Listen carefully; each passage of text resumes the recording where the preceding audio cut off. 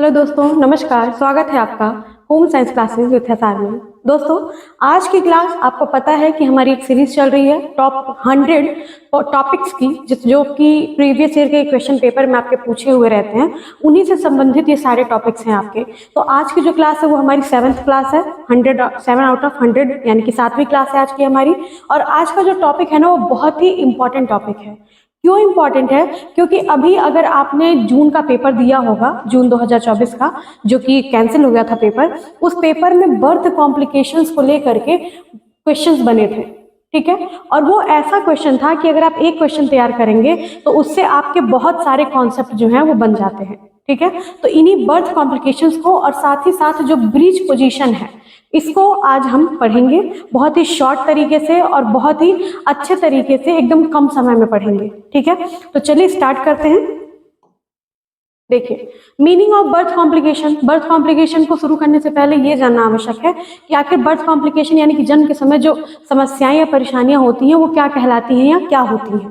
तो birth complications are any problems that can affect the health of the mother और baby during pregnancy, labour और delivery. यानी कि जन्म संबंधी कोई भी जटिलता है जो क्या करती हैं, या तो बच्चे को या तो माता को प्रभावित करती हैं। और कब करती हैं? तो डिलीवरी के दौरान, प्रसव वही चीज है, और गर्भावस्था। इन तीनों ही अवस्थाओं में अगर कोई भी जटिलताएं होती हैं, चाहे वो माता को या शिशु को, गर्भस्थ शिशु को किसी भी प्रकार की परेशानी उत्पन्न कराती हैं, तो उन्हें हम क्या कहते हैं?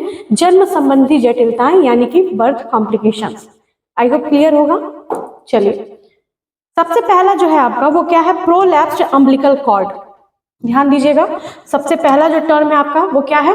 Prolapsed umbilical cord. एक मिनट, थोड़ा सा जूम कर दें। ठीक है, प्रोलैप्स्ड अम्बिलिकल कॉर्ड क्या होता है? ये जो अम्बिलिकल कॉर्ड है, यानी कि नाभि रज्जु जिसे हम कहते हैं, क्या कहते हैं आपको पता होगा? नाभि रज्जु। ठीक है, नाभि रज्जु से संबंधित ये परेशानी होती है डिलीवरी के दौरान में, जिसमें बच्चा क्या होता है? बच्चा पूरा नाभि को लपेटे हुए रहता है। ठीक है, तो आइए देखिए ये क्या है। Umbilical cord prolapse occurs when the cord drops through the open cervix into the vagina before your baby, यानी कि बच्चे के आने से पहले, before your baby into the birth canal. यानी कि ये एक ऐसी कंडीशन है जिसमें डिलीवरी के दौरान बच्चे के सर आने से पहले क्या आता है? Umbilical cord. ठीक है, नाभि रज्जु जो होता है वो डिलीवरी के दौरान बच्चे का सर पहले आना चाहिए, लेकिन सर के आने की अपेक्षा क्या आ जाता है? अम्बिलिकल कॉर्ड, जिससे शिशु का पोषण होता है, जो कि प्लेसेंटा से जुड़ा रहता है, और वो बच्चे को क्या करता है? न्यूट्रिशन देने का काम करता है, जिससे उसकी ग्रोथ होती है। तो जब भी क्या होगा कि शिशु के जो कैनाल होता है, यानी कि वेजाइना जो होती है, सर्विक्स जिसको बोलते हैं, वहां से शिशु बाहर आता है। ठीक है, यहाँ से ये वाला जो पोर्शन आपको दिख रहा है, अब यहाँ पे नॉर्मल बच्चे आते हैं, लेकिन इन केस अगर बच्चे का सिर आने से पहले अम्बिलिकल कॉर्ड यानी कि नाभि रज्जु बाहर आ रहा है, तो ये कंडीशन आपकी क्या हो जाएगी? ये कंडीशन हो जाएगी आपकी प्रोलैप्स्ड अम्बिलिकल कॉर्ड की। यानी कि यहाँ पे कीवर्ड क्या है कि ओपन सर्विक्स कॉर्ड ड्रॉप्स, यानी कि कॉर्ड क्या होते हैं? बाहर आने लगते हैं। कब? Baby moves into the birth canal, यानी कि बर्थ कैनाल में बच्चे के आने से पहले ही क्या होता है? नाभि रज्जु बाहर आ जाता है। ये जो कंडीशन होती है ये प्रोलैप्स्ड अम्बिलिकल कॉर्ड की कंडीशन है। When this happens, the cord is squeezed between your baby's body and your pelvic bone. यानी कि ये क्या होता है? जब ये कंडीशन होती है तो जो हमारा अम्बिलिकल कॉर्ड होता है बच्चे से जो जुड़ा रहता है, वो क्या होता है? सिकुड़ने लगता है, स्क्वीज होने लगता है, क्योंकि वो दबने लगता है। और दबने के कारण वो कहाँ कहाँ दबता है? पेल्विक बोन, हड्डी और किसके साथ? बच्चे के शरीर के बीच में दबने लगता है। This reduce your babies blood supply. ये क्या करता है? ब्लड सप्लाई को कम करने लगता है, जिसकी वजह से लॉस ऑफ ऑक्सीजन होने लगता है, यानी कि ऑक्सीजन की कमी जो होती है वो बच्चों में होने लगती है। और अगर इस कंडीशन में सी सेक्शन नहीं कराया गया या ऑपरेशन नहीं कराया गया किसी कारणवश, चाहे इसमें जबरदस्ती अगर की जाती है, तो उस दौरान ऑक्सीजन की पूर्ति ना होने के कारण बच्चे की डेथ भी हो जाती है। ठीक है, तो ये डेथ थ्रेटनिंग एक तरह का कह सकते हैं इसको। प्रोलैप्स्ड अम्बिलिकल कॉर्ड है, जो कि क्या है? जटिलताएं हैं, जन्म संबंधी जटिलताएं, यानी कि बर्थ कॉम्प्लिकेशन है। तो डायरेक्ट इससे क्वेश्चंस बने हुए थे, मिलान करने वाले क्वेश्चन आए थे। एक बार आप जरूर प्रीवियस ईयर पेपर देखिएगा, और इसके पहले भी इसके पोजीशन से और कॉम्प्लिकेशन से रिलेटेड बहुत सारे प्रश्न परीक्षाओं में पूछे गए हैं। तो आई होप कि आपको समझ में आया होगा।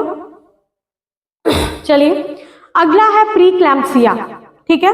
हालांकि प्री क्लैम्पसिया नहीं दिया था, प्री ये ई यहाँ पे मिसिंग है, ई लिख लीजिएगा, ठीक है। प्री एक्लैम्पसिया, क्लैम्पसिया दिया हुआ था लेकिन प्री क्लैम्पसिया नहीं दिया हुआ था, फिर भी इसको मैंने ऐड कर दिया ताकि आपको चीजें बता दें। दोनों क्या है, एक दूसरे से जुड़ी हुई हैं, लेकिन प्री का मतलब क्या होता है, पहले, ठीक है। तो ये पहले की अवस्था होती है, क्लैम्पसिया से पहले की। बैकग्राउंड की अगर इसकी बात करें,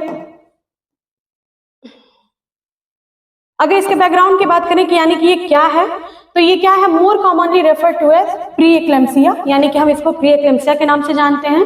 कॉम्प्लिकेशन ऑफ प्रेगनेंसी, गर्भावस्था के दौरान होने वाली ये समस्या होती है। Characterized by blood pressure and damage to various organs like liver and kidney. इस कंडीशन में क्या होता है, लीवर किडनी दोनों डैमेज होने लगते हैं, ठीक है, क्योंकि उनमें प्रोटीन की मात्रा ज्यादा हो जाती है, और साथ ही साथ बीपी जो होता है वो बहुत हाई रहने लगता है, बूस्ट हो जाता है, ठीक है। तो दो चीजें याद रखनी है आपको, क्या क्या, ब्लड प्रेशर का बूस्ट होना, ब्लड प्रेशर जो है बीपी का इंक्रीज होना, और साथ ही साथ प्रोटीन का आपके लीवर और किडनी में स्टोर होना, ठीक है। दो कंडीशंस होते हैं। रिस्क फैक्टर्स क्या क्या हैं इसके, तो ये 15 से लेकर के 35 साल तक के महिलाओं के बीच में होता है, ठीक है। फैमिली हिस्ट्री, यानी कि ये कई बार फैमिली में अगर किसी को हुआ है, गर्भस्थ जो माता है हमारी, अगर उससे रिलेटेड उसके फैमिली बैकग्राउंड में ऐसा कोई हिस्ट्री है तो भी ये कंडीशन होने की संभावना रहती है। ओवरवेट या ओबेस, यानी कि अधिक वजन जिन लोगों का है, जिन महिलाओं का है, उनके साथ भी ये दिक्कत होती है। फिर प्रीमिग्रेविडिया और मल्टीप्रेटी, ठीक है, ये भी क्या है, कंडीशन है, इसी से रिलेटेड है, हमारे गर्भावस्था से ही संबंधित। फिर अफ्रीकन अमेरिकन हिस्पैनिक एथनिसिटी, ये सारी चीजें क्या हैं, ये जो कंडीशंस है सारी, ये क्या करती हैं, कहीं ना कहीं ये प्रभावित करती हैं हमारी किसको, प्री एक्लैम्पसिया को, ठीक है। इसके लक्षण क्या क्या है, इनको ध्यान से देखिए। ये चीजें बहुत इंपॉर्टेंट नहीं है आपके लिए, इंपॉर्टेंट क्या है, ये जो दिख रहा है आपको, ये वाला बॉक्स, ये ज्यादा इंपॉर्टेंट है आपके लिए। दो चीजें याद रखनी है, बीपी का इंक्रीज होना और साथ ही साथ यूरिन में आपके प्रोटीन का आना, ठीक। साइंस याद रखिएगा, साइंस क्या क्या है, वही पहला तो आपका है कि ब्लड प्रेशर का बढ़ना, यानी कि 140 से 90, जो नॉर्मल बीपी कितना होता है हमारा 120/80 होता है ना, ये बढ़ करके कितना हो जाता है 140/90 के अराउंड ये पहुंच जाता है, ठीक है।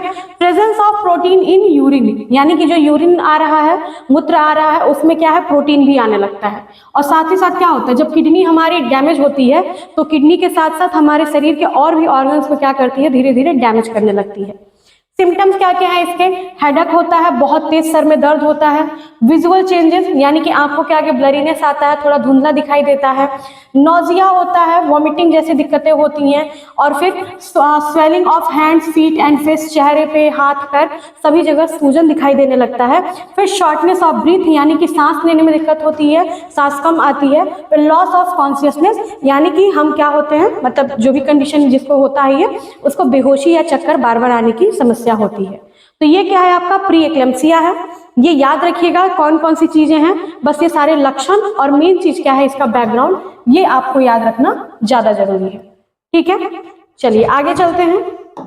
देखिए इतना ही डिटेल में आपको जानना है, बहुत डीप में नहीं एंट्री करनी है, क्योंकि क्वेश्चन देखिए डायरेक्ट डेफिनेशन से पूछा था, तो आपको बहुत अंदर का पढ़ के क्या करेंगे, जब वो आपके एग्जाम पैटर्न से आपके लिए उपयोगी ही नहीं है, ठीक है। चलिए अब आते हैं एक्लैम्पसिया पे। हम प्री एक्लैम्पसिया हो गया, एक्लैम्पसिया पे देखिए क्या है।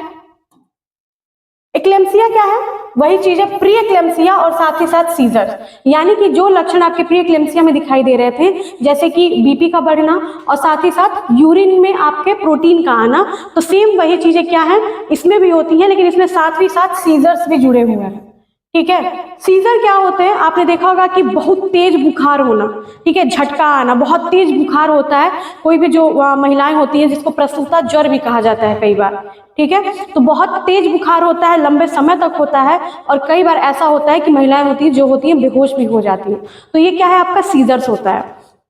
ये कब होता है, आफ्टर 20 वीक्स ऑफ जेस्टेशन, यानी कि गर्भ धारण करने के लगभग 20 हफ्ते के बाद से ये समस्या क्या होती है, दिखाई देने लगती है, और up to 6 weeks after delivery, और साथ ही साथ डिलीवरी के बाद 6 हफ्ते तक भी ये समस्या जो है दिखाई देती है। ठीक है, तो ये कह सकते हैं कि एक प्रकार की ऐसी समस्या है जो महिलाओं को, यानी कि जो गर्भस्थ माता है, ठीक है, गर्भवती महिला है, या फिर जन्म के गर्भावस्था के दौरान और गर्भावस्था के बाद, डिलीवरी के बाद भी ये कंडीशन जो है वो बनी रहती है।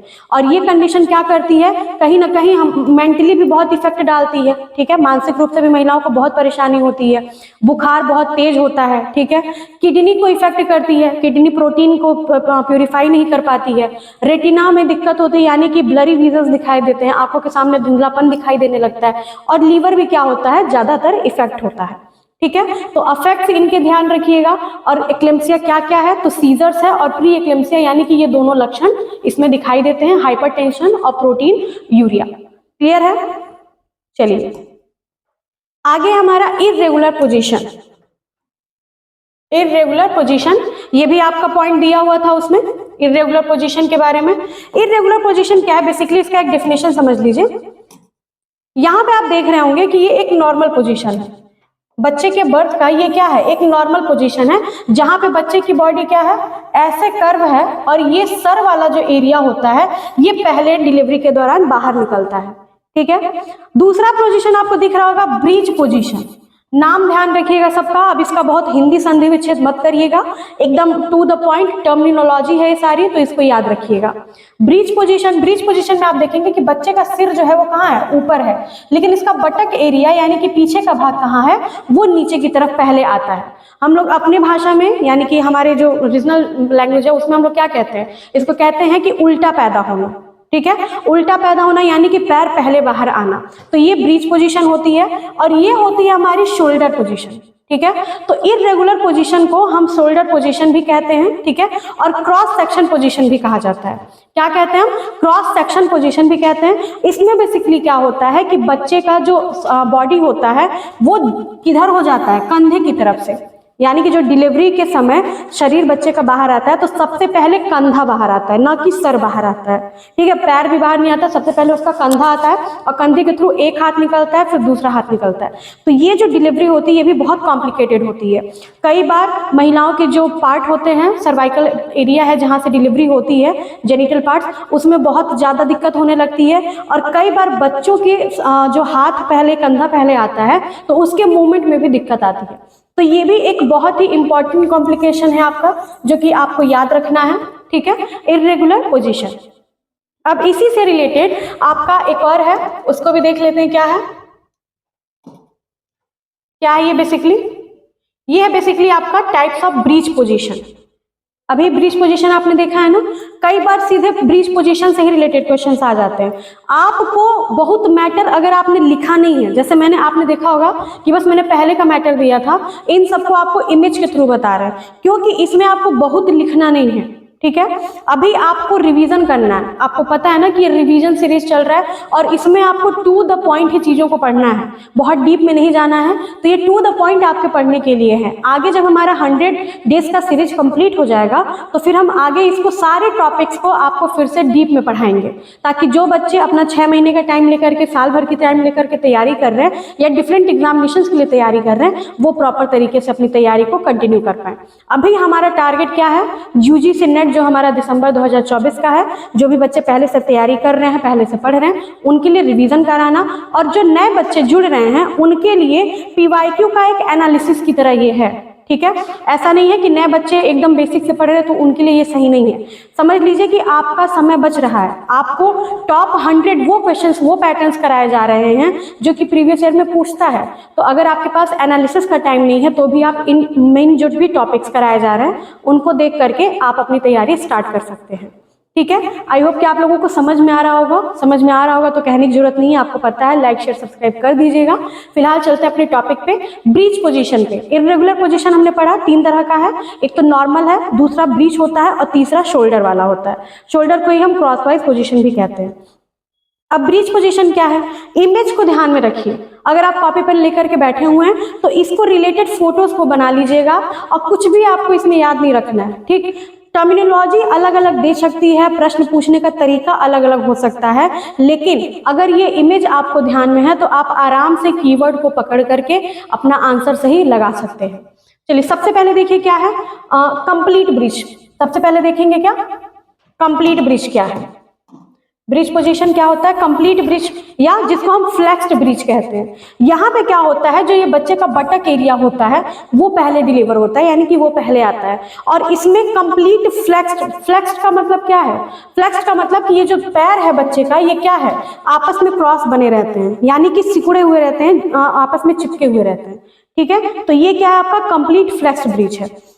अगर सिर्फ ब्रीच पोजीशन पूछ रहा है तो मैंने आपको बताया एक नॉर्मल है जिसमें बच्चे का सिर पहले आता है, दूसरा आपका इन शोल्डर पोजीशन है या इरेगुलर पोजीशन, वो क्या होता है उसमें कंधा या फिर ट्रांसवर्स जिसको कहते हैं, जो कि कैसी पोजीशन है ऐसे। ठीक है, बच्चा पीठ के साइड से आता है, कंधे के साइड से आता है। और तीसरा होता है हमारा ब्रीच पोजीशन जिसमें बच्चे का बटक यानी कि पीछे का हिस्सा पहले आता है।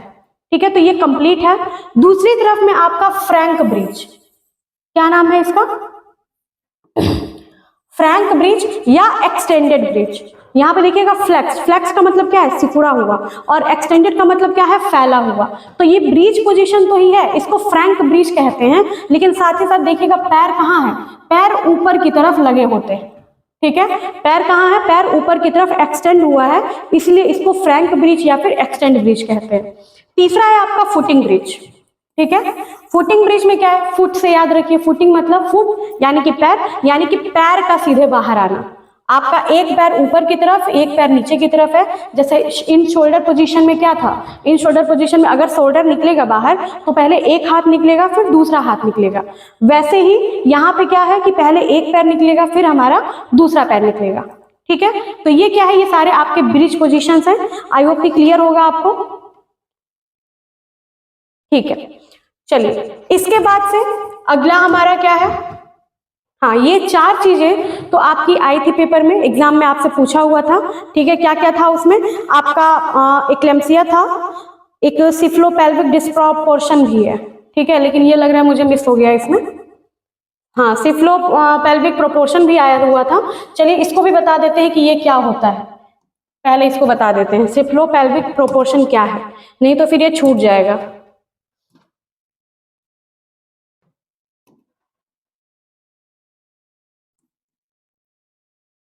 सिफ्लोपेल्विक प्रोपोर्शन,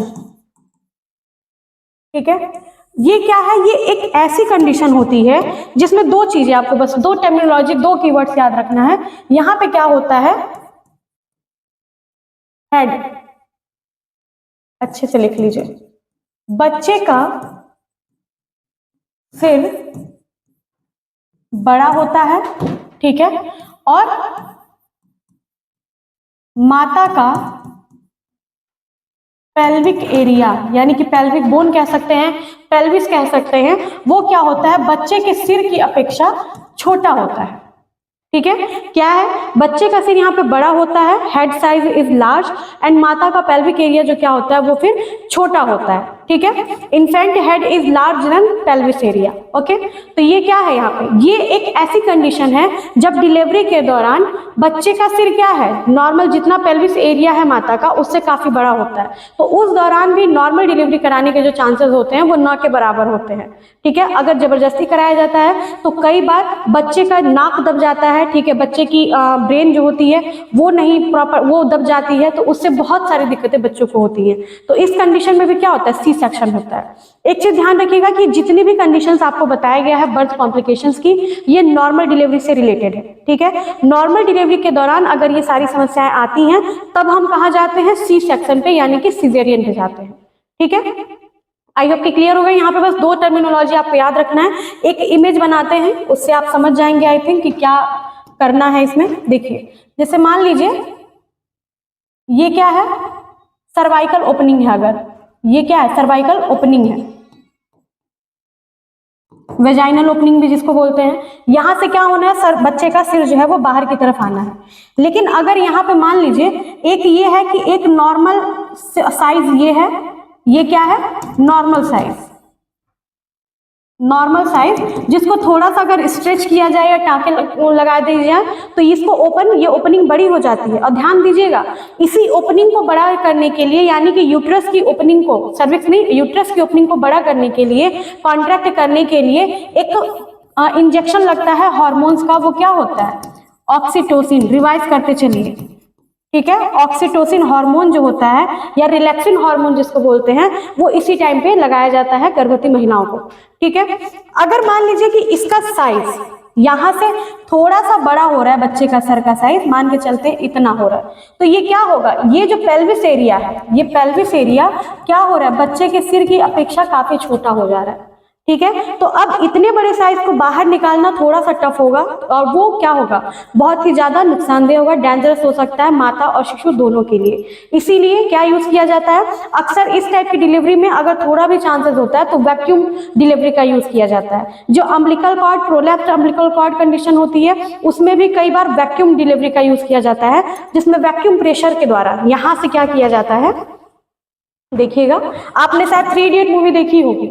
3 इडियट मूवी में क्या होता है? बच्चे का सिर जो होता है वो बाहर नहीं आ पाता है, तो उसमें आमिर खान क्या करता है? वैक्यूम बनाता है खुद। तो वो वैक्यूम मतलब उस मेडिकल कंडीशन में नहीं यूज होता है। वैक्यूम यहाँ के लिए दूसरा होता है, जो कि क्या करता है?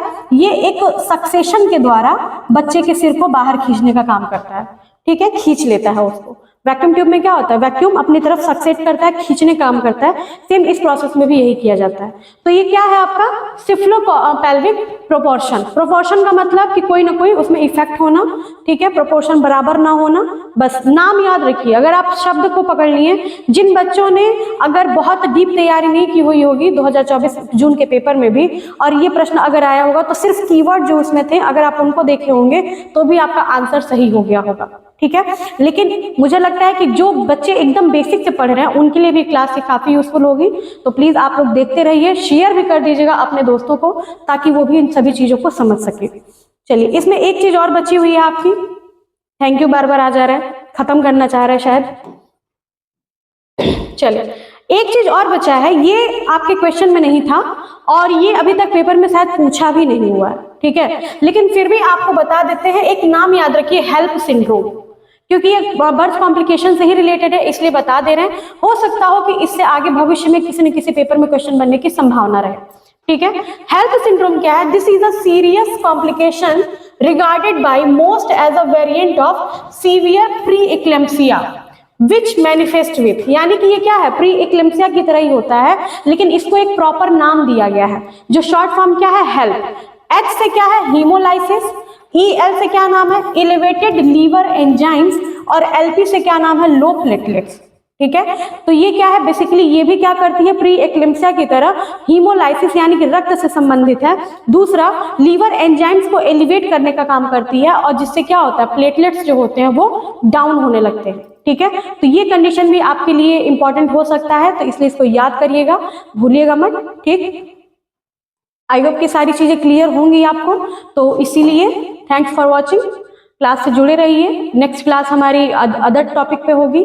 आई होप कि वो भी अच्छा लगेगा, मैं होप ही कर सकती हूँ, ठीक है, क्योंकि जब तक हम लोग लाइव नहीं आ सकते हैं, आप ही की बदौलत इतने सब्सक्राइबर हुए हैं, तो आप लोग अपना साथ बनाए रखिए, शेयर करते रहिए, ताकि अगर 600 सब्सक्राइबर हमारे पार हो जाते हैं तो फिर हम अपनी क्लास को लाइव भी चला सके।